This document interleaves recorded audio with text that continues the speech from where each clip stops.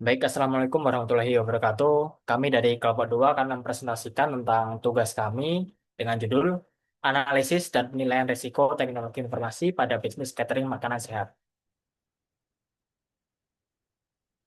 Untuk anggota kelompoknya sendiri ada saya sendiri yaitu Yesa Aditya dengan NIM Akhiran 14, ada Felix Edna Santosa dengan NIM Akhiran 1050, dan ada Ariski Ade Reharjo dengan NIM Akhiran 1015.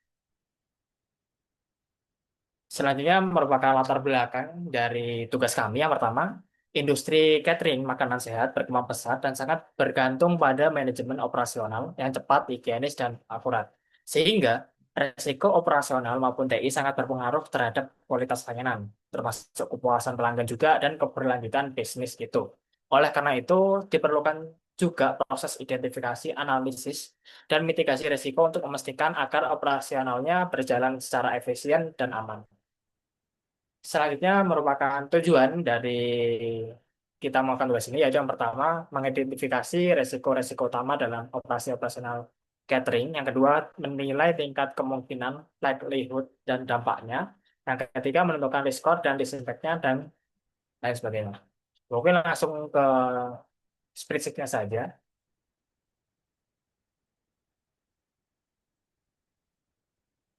yang akan dilanjut oleh teman saya.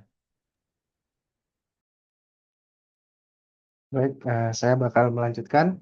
Nah, di sini ada beberapa resiko, ada beberapa faktor, ada beberapa likely dan lain sebagainya. Mungkin dimulai dari yang pertama yaitu bahan baku habis atau telat datang. Nah, faktor penyebabnya adalah supplier tidak konsisten, terus ada stok tidak dipantau, terus permintaan mendadak atau melonjak gitu.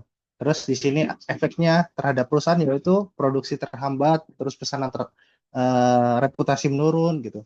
Dan terus resiko resiko penanggung jawab resikonya adalah itu divisi pembelian, terus likelihood-nya ada likely, yang mana di sini kemungkinan besar itu terjadi, dan risiko skornya adalah 16, dan severity-nya adalah major, yang mana dia mempengaruhi proses bisnisnya, terus risk response-nya ada mitigate, yaitu kita menangani agar risiko tersebut tidak terjadi dengan cara action yang pertama gunakan lebih dari satu supplier, terus ada terapkan sistem stok minimal, dan terakhir ada pesan bahan lebih awal.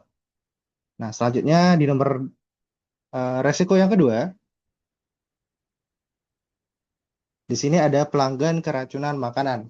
Nah, sini faktor penyebabnya ada kesalahan pengolahan, bahan kadaluarsa, terus sanitasi buruk, dan lain sebagainya. Nah, efeknya apa? Efeknya hilangnya kepercayaan pelanggan, terus ada dapat hukum, terus reputasi hancur. Nah, resiko penanggung jawabnya adalah owner, yang mana likelihood-nya adalah unlikely, yang mana ini kemungkinan kecil terjadi. Terus severity-nya adalah katastrofik, yang mana ini bakal menyebabkan hilangnya nyawa seseorang. Terus risk score-nya adalah 10, dan risk impact-nya moderate. Dan risk response-nya adalah mitigate dengan cara yang pertama, terapkan HACCP dan sertifikasi kebersihan. Yang kedua, gunakan bahan bersertifikat BPOM. Dan yang terakhir, pelatihan higienis karyawan. Resiko yang ketiga, nah di sini ada gaji karyawan karyawan keluar mendadak. Nah, faktor penyebabnya adalah gaji tidak kompetitif. Terus ada beban kerja tinggi, efeknya adalah operasional terganggu, pesanan tidak terpenuhi, terus risk owner-nya ada HRD, likelihood-nya adalah possible, itu bisa terjadi kapan aja, terus severity-nya ada moderate, selanjutnya ada risk impact-nya adalah moderate, serta risk response-nya adalah mitigate. Terus action yang dapat dilakukan adalah yang pertama evaluasi gaji, terus ada sediakan cadangan pekerja, terus ada terapkan program loyalitas karyawan, dan terakhir ada lakukan survei kepuasan dan evaluasi internal. Mungkin selanjutnya akan dijelaskan oleh teman saya. Baik, selanjutnya yang selanjutnya ada alat masak rusak, di mana di sini buat penyebabnya adalah pemeliharaan yang jarang dan penggunaan berlebih, di mana buat efeknya sendiri produksi semakin tertunda dan kualitas menurun. Lalu penanggung jawabnya adalah di divisi produksi, di mana buat likelihood-nya sendiri itu likely atau sering, dan di mana severity atau dampaknya adalah minor. di mana buat risk impact-nya adalah moderate dan risk response-nya adalah mitigate atau mencegah, di mana buat action-nya sendiri yang pertama adalah jadwal maintenance rutin, kesiapan alat cadangan penting, tetapkan SOP penggunaan alat secara aman dan efisien, dan buat logbook penggunaan alat masak. Selanjutnya, yang nomor 5 adalah pemadaman listrik saat jam produksi, di mana buat penyebabnya sendiri adalah tidak ada genset atau PLN sedang gangguan, di mana buat efeknya sendiri yaitu produksi berhenti dan makanan basi. Buat penanggung jawabnya sendiri yaitu ada bos atau owner, di mana buat likelihood-nya sendiri adalah possible yaitu sangat mungkin terjadi dan severity-nya adalah major atau besar. Di mana buat risk impact-nya sendiri adalah high dan di mana buat risk response-nya sendiri adalah transfer. Di mana buat action-nya sendiri adalah kita menyewa atau menginstal genset. Jadwal produksi disesuaikan, gunakan peralatan cadangan non-listrik untuk proses penting, dan daftarkan asuransi kerugian akibat gangguan listrik atau kerusakan bahan makanan. Selanjutnya, yang nomor 6 adalah penurunan minat pasar, di mana penyebabnya adalah tren makanan berubah dan promosi lemah, di mana buat efeknya sendiri adalah penurunan pendapatan, di mana buat risk owner atau penanggung jawabnya adalah di divisi marketing, di mana buat likelihood-nya adalah likely atau sering, di mana buat dampaknya sendiri, yaitu moderate, di mana buat risk impact-nya adalah high, dan risk response-nya adalah mitigate, di mana buat action-nya sendiri yang pertama, menerapkan inovasi menu sehat, yang kedua, promosi media sosial dan influencer, dan yang ketiga, tahap survei dan analisis preferensi pelanggan secara berkala, dan yang keempat, kembangkan variasi paket dan segmentasi harga. Ini selanjutnya akan dibacakan oleh teman saya.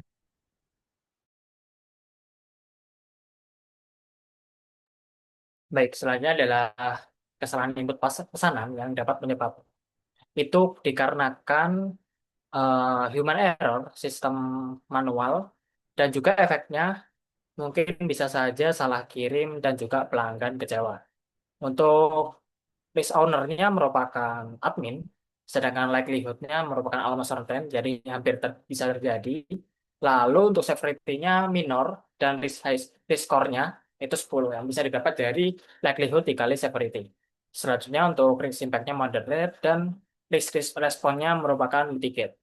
Untuk action yang dapat dilakukan merupakan yang pertama, gunakan sistem digital order, yang kedua lakukan konfirmasi ulang pesanan, yang ketiga gunakan format standar atau template form pesanan, yang keempat evaluasi kesalahan pesanan secara berkala. Ini untuk price rankingnya sebesar 14. Selanjutnya, pesanan dibatalkan mendadak. Ini bisa dikarenakan pelanggan berubah pikiran dan menyebabkan sisa makanan bahkan rugi bahan baku. Untuk pihak risk owner-nya atau pihak yang bertanggung jawab merupakan pihak marketing. Lalu untuk likelihood-nya merupakan likely, sedangkan untuk severity-nya moderate dengan risk score sebanyak 12. Untuk risk impact-nya high, dan untuk risk response-nya merupakan mitigate. Nah, aksi apa yang bisa dapat dilakukan? Yang pertama, terapkan DP 50%. Yang kedua, sediakan opsi pengalihan stok. Yang ketiga, terapkan kebijakan pembatalan yang dengan batas waktu yang jelas. Yang keempat, melakukan analisis pola pembatalan data driven. Dan juga untuk risk ranking-nya itu berada di urutan ke-10. Selanjutnya adalah kebakaran di dapur. Ini dikarenakan bisa jadi konsleting ataupun gas bocor yang dapat menyebabkan kerugian besar hingga produksi bisa saja berhenti. Risk owner-nya merupakan owner-nya atau pemilik dari bisnis ini. Sedangkan untuk likelihood-nya merupakan rare, lalu untuk severity catastrophic, dan juga riskornya sebanyak 5. Untuk risk impact-nya itu moderate, dan risk response-nya merupakan mitigate. Nah, antisipasi apa yang bisa dapat dilakukan? Yang pertama, pasang EPAR. Yang kedua, latihan evakuasi dan darurat. Yang ketiga, cek rutin gas, dan lain sebagainya. Sedangkan untuk yang ke-10 merupakan keadaan pengaturan rusak, data pelanggan hilang, persaingan usaha meningkat, karyawan lalai jaga kebersihan, lalu ada harga bahan baku naik tajam, dan lain sebagainya. Dan sampai ke kita kita ada 21 resiko yang bisa kami catat. Untuk yang paling tinggi, untuk yang posisi pertama merupakan kritik negatif viral di media sosial dengan risk impact-nya yaitu kritikal dengan risk ranking sebagai nomor 1. Mungkin itu saja yang bisa kami jelaskan. Kurang lebihnya mohon maaf. Wassalamualaikum warahmatullahi wabarakatuh.